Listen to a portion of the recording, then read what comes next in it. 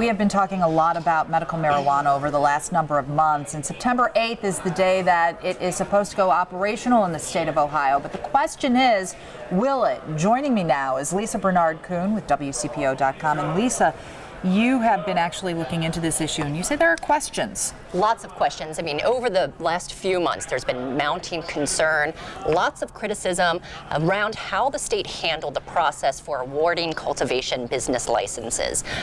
We know now, in recent weeks, a lawsuit's been filed over that process.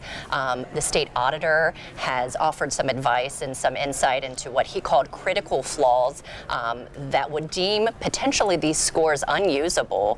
And we know that the lawmakers that helped craft this legislation to put medical marijuana program on the books here in Ohio, they're calling into question this process as well. And so we see a lot of concern as we get really close to that September 8th deadline.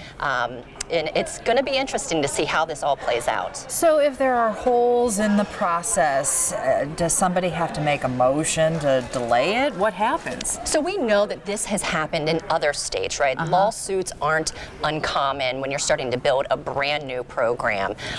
But the real question here is, how much of a delay could this cause if in fact the state decides, or either this ends up in court and there's a call by the courts to rescore? How much does that put us all back, especially those cultivators that have to get their plants in the ground and make sure that product is available by September?